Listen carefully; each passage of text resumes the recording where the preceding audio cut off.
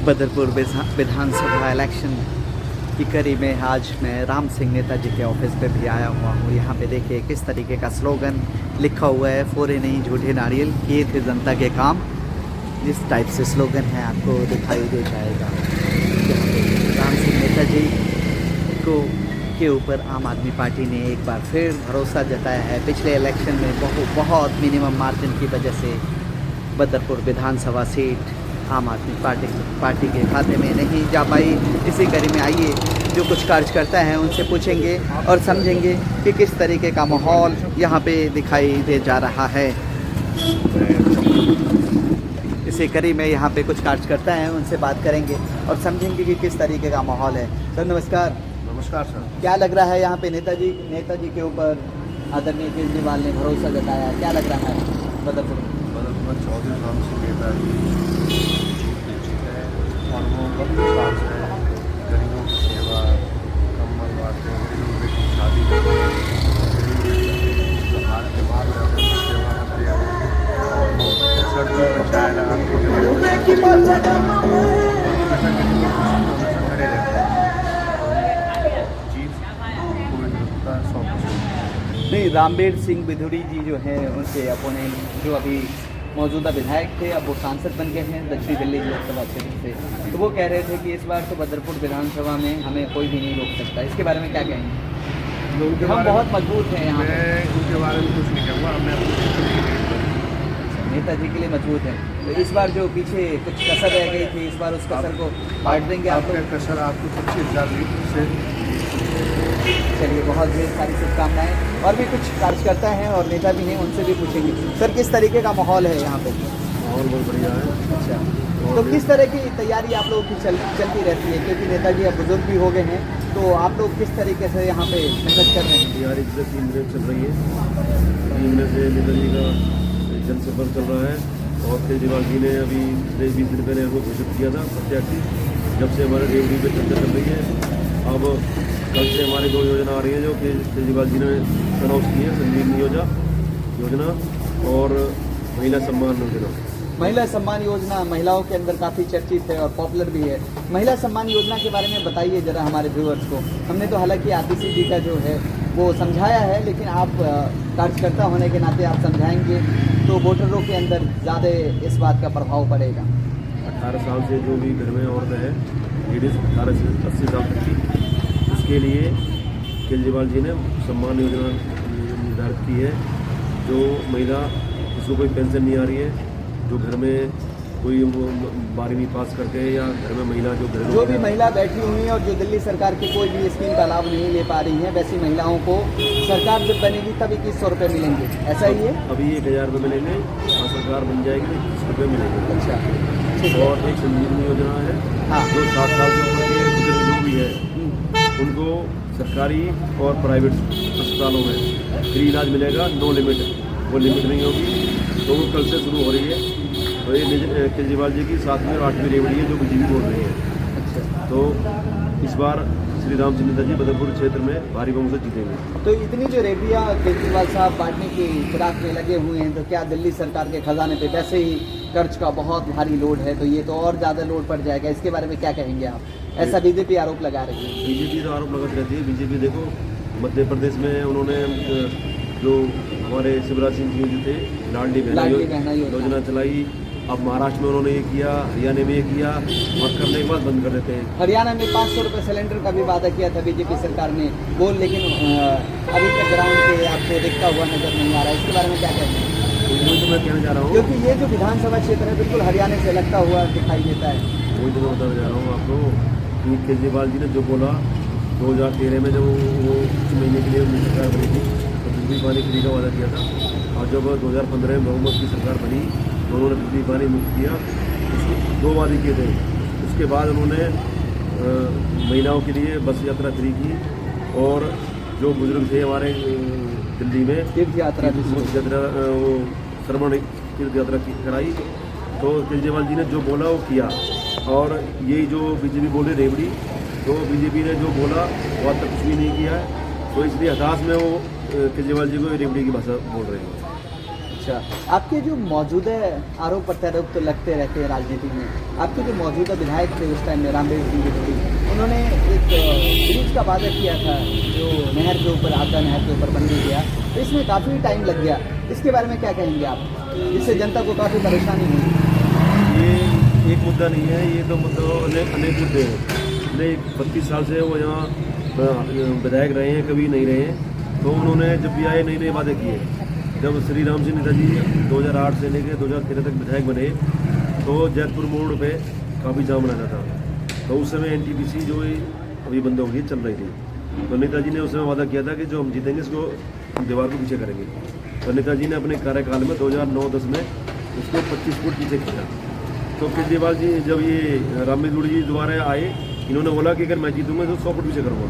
तो आज तक उन्होंने अब सरकार भी उन्हीं की है, PM भी उन्हीं की है, और फिलहाल अब वो MP बन गए हैं, उन्होंने कुछ नहीं किया। एक हमारे यहाँ पीछे स्कूल से आगे गगन बिहार में एक हॉस्पिटल की जगह उन्होंने 2008 में तत्कालीन मुख्यमंत्री जी शीला दीक्षित जी उनसे मुहूर्त किया कराया। उसके बाद दो बार मुहूर्त और करा लिए, आज तक वहाँ कुछ भी नहीं हुआ। तो सिर्फ नारियल फोड़े गए और वहाँ पे कोई भी इंफ्रास्ट्रक्चर दिखाई नहीं दिया।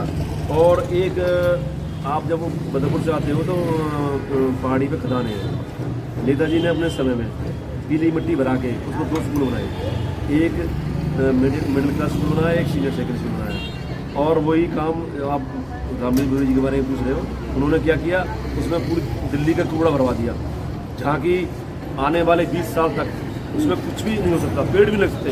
अच्छा। अब उन्होंने खुद नहीं वो कौन सा पार्क बताना, कौन सा पार्क, मुगल गार्डन से बनाने का उन्होंने वादा किया था। अब जाकर देखो पेड़ तो ऐसे लगे जैसे भूतिया फिल्मों में होते हैं ना, सूख जाते हैं पेड़, ऐसे सूखे पड़े हैं पेड़। जो कि मुगल गार्डन की छवि बहुत अच्छे क्वालिटी फ्लावर्स के रूप में जाना जाता है। आने वाले 20 साल तक उसमें एक ईंट नहीं लगती, ना कुछ कार्य हो सकता उसमें। तो उन्होंने ऐसा हमारे इलाके का बंटाधार कर दिया। और जबकि नेताजी ने अपने समय में पीली मिट्टी भराकर उसमें 2 स्कूल बनाए थे, और इन्होंने वादा किया था, मैं इसमें गिदोड़ी जी ने वादा किया था कि इसमें मैं वो बनाऊंगा स्टेडियम और कॉलेज बनाऊंगा। उसकी जगह उन्होंने कहीं पूरा ना कहीं वो चैलेंजेस प्रोजेक्ट भी था ना, ताजपुर पहाड़ी काफ़ी गहरा पहाड़ी था, तो उसमें कुछ ना कुछ डंपिंग यार्ड कम करना था, इस वजह से ऐसा किया होगा, हो सकता है। चैलेंजिंग यार्ड चैलेंजिंग था ना, लेकिन नेताजी के सामने भी चैलेंजिंग था। बिल्कुल था। नेताजी ने तो अपने उसमें पीली मिट्टी भराकर 2 स्कूल बनाए ना, बिल्कुल बनाए हैं। और नेताजी तो BSP से जीते थे उस समय, हाँ। सरकार कांग्रेस की थी, और ये तो BJP से जीते, BJP की सरकार है केंद्र में भी। और भी कुछ धन्यवाद जी न्यूज़ 18 से बात करने के लिए, और आपको ढेर सारी शुभकामनाएं आने वाले विधानसभा चुनाव के लिए कि आपके प्रत्याशी जीत के जाएं। और ठीक है, और भी कुछ बुजुर्ग हैं, उनसे भी पूछते हैं कि किस तरीके से इनकी तैयारी चल रही है। सर, किस तरीके से तैयारी चल रही है आपकी, ये बताइए, क्योंकि आप लोग किस तरीके से पदयात्रा कर रहे हैं और वोटरों से मिल रही है? घर जाके लोगों से मिलने हैं। पिछले 5 सालों में जो हमारे विधायक थे यहाँ के, वो नेता प्रतिपक्ष थे, वो सरकार को गाली देते हैं। पूरी दिल्ली में हर विधानसभा क्षेत्र में सीवर लाइन पड़ी, लेकिन यहाँ नहीं पड़ी। हाँ, मैं ओखला, आपके पड़ोस का विधानसभा क्षेत्र है ओखला, देखा मैंने कि वहाँ के विधायक ने चारों तरफ बिल्कुल सीवर लाइन की एकदम झरियाँ लगा दी थी। तो पिछले उसमें हमारे यहाँ ये जो हमारी मेन रोड है, इस पर जब भी थोड़ा सी बारिश हो जाती है तो यहाँ से अभी भी पानी भरा हुआ है, पैदल नहीं निकल सकते। हाँ, विकास टाइल्स ये के नाले का आसपास पानी भी है। सारा रोड पर आ जाता है। जो माता बहन यहाँ से सब्जी लेने जाती हैं स्कूल पे, वो पैदल नहीं जा सकते। और अभी जो गर्मी पड़ी थी, उस गर्मी में लोगों के घर में 3-3 महीना पानी नहीं रहा, और हर गरीब आदमी ने समरसिबल लगवाया अपने घर में 70-70 हज़ार रुपया, जिसमें पुलिस ने भी खाया। ये जिम्मेदारी दिल्ली सरकार की भी थी। दिल्ली सरकार, देखिए यहाँ विधायक BJP का था, और यहाँ लोकल MLA की जिम्मेदारी होती है। अगर वो सरकार के प्रति अच्छा रवैया रखते, नेता प्रतिपक्ष थे, तो सरकार उनकी जरूर सुनती रही। उन्होंने सिवा गाली के कुछ किया नहीं। लोग यहाँ त्राई में रहे। ये क्षेत्र 5 साल और पीछे हुआ। जो आपने इसकी बात बोली थी, यहाँ कितनी मौतें हुई इसके पुल के चक्कर में। हाँ, जो पुल 6 महीने में बनना था, 2 साल लगे, उसमें 2 साल लगे। हाँ, इसको लेकर आंदोलन भी चला, आंदोलन किया जब आंदोलन हुआ था, हाँ जी, मुझे पता है। और यहाँ पानी की बड़ी तराई रही। लोग बड़े परेशान हैं, नाले भरे पड़े रहे, यहाँ ये झूठ मूठ के नारियल झूठ मूठ को फोड़ते हैं। यहाँ तो बोर्ड भी ये गेट किसी और विधायक ने लगाए, राम सिंह नेताजी ने गेट लगवाए, वो जब विधायक बने तो अपने नाम लिख दिए उन गेटों पर, वो चलता रहता है। हाँ। लेकिन ये बताइए, ओजोन का भी मुद्दा काफी बड़ा था, मुद्दा था, उसके बारे में कुछ किया है क्या? ओजोन का मुद्दा इन्होंने, देखिए नेता प्रतिपक्ष थे, ये विधानसभा में रखते इस बात को, इन्होंने एक दिन नहीं रखा। एलजी इनका था, ये बीजेपी के विधायक थे, एलजी इनका था, ये एलजी को लिखते, नेता प्रतिपक्ष की बड़ी हैसियत होती है, हाँ, बहुत वो हैसियत लिखते कि हमारे यहाँ ओजोन, ये लोकल एमएलए थे यहाँ के, इनकी ज़्यादा रिस्पॉन्सिबिलिटी थी।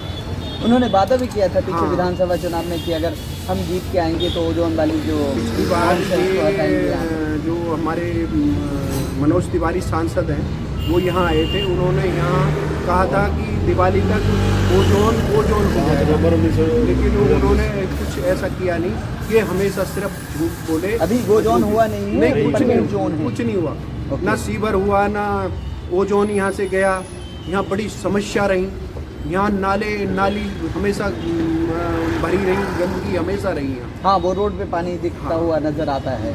अच्छा सर, ये बताइए, एक और भी हैं कार्यकर्ता, उनसे पूछेंगे कि किस तरीके से राम सिंह नेताजी पे बदरपुर की जनता क्यों विश्वास करे सर? ये नेता ऐसे हैं, बहुत नेता देखे हैं, ये विधायक नहीं भी हैं, तो यो यहाँ के जनता के लिए हर हमेशा काम करना, हर हमेशा समाज के बीच में रहना। किसी यहाँ के विधायक से हम लोग मिल नहीं सकते हैं, तो वह राम सिंह ही ऐसे नेता हैं जिनके सामने में सारा लोग गरीब का मसीहा हैं वो, और गरीबों से, जनरल लोगों से मिलना उनका बहुत बड़ा काम है, गरीबों का मदद करना उनका काम है। कोई अगर बेटी का शादी के लिए उनके दरबार अगर रोक करके जाता है तो उधर से हंस करके वो आते हैं, उसका मदद हो जाता है।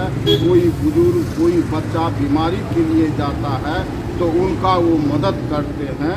इसलिए राम सिंह ऐसा नेता मिलना मुश्किल है बदरपुर विधानसभा के लिए।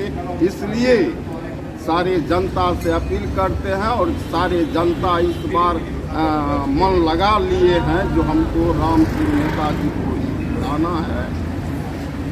अच्छा ये बताइए, ये जो बदरपुर विधानसभा है, इसमें पूर्वांचलियों का भी काफ़ी वोट है, तो ये बताइए पूर्वांचल समाज जो देखा गया है, जो इस दिल्ली की बात करूँ या जहाँ भी पूर्वांचलियों समाज का जहाँ तक के दबदबा रहा है, वहाँ बीजेपी बहुत स्ट्रांगली जीत के आती है, तो ऐसा क्या लग रहा है कि पूर्वांचल समाज के लोग भी आम आदमी पार्टी के साथ बने हुए हैं क्या बदरपुर विधानसभा में? क्योंकि उनकी तादाद अच्छी है, अगर मैं देख पाता हूँ। निश्चित बने हुए हैं पूर्वांचल के लोगों ने। जो आप उन जौन का जो प्रश्न उठाए, यहाँ ज़्यादा लोग पूर्वांचल के हैं, वैसे पूरा दिल्ली में 27% लगभग पूर्वांचल के लोग रहते हैं। तो वहाँ पूर्वांचल के लोगों के लिए 1 लिंटन ढलाएंगे तो 20,000 15,000 रुपया देना पड़ता है। तो अभी तो अगर एमपी में एक आपकी सरकार है, फिर ऐसी चीज़ें कैसे हो रही हैं? नहीं, ऑन जौन जो लगाए, आप जो प्रधान जी कहे, जो अगर विपक्ष के नेता आप हो, आप जब अरविंद केजरीवाल का आप पार्टी का सरकार है, आप विपक्ष के नेता हो, तो आप अगर विधानसभा में आवाज़ उठाते तो हो सकता था जो केजरीवाल को भी हो, एलजी को साहब को भी होता, जो क्या कहते हैं विपक्ष का नेता इस तरह का आवाज़ उठा रहे हैं और सरकार आम आदमी पार्टी का है तो तालमेल बैठ सकता था, कौन जौन हट सकता था, लेकिन प्रयास विपक्ष के नेता के तरफ से नहीं हुआ, यहाँ के विधायक की तरफ से नहीं हुआ। एक समरसीबल गलाते हैं तो 30,000 रुपया देना पड़ता है पब्लिक। ये किसको पैसा देते हैं आप लोग?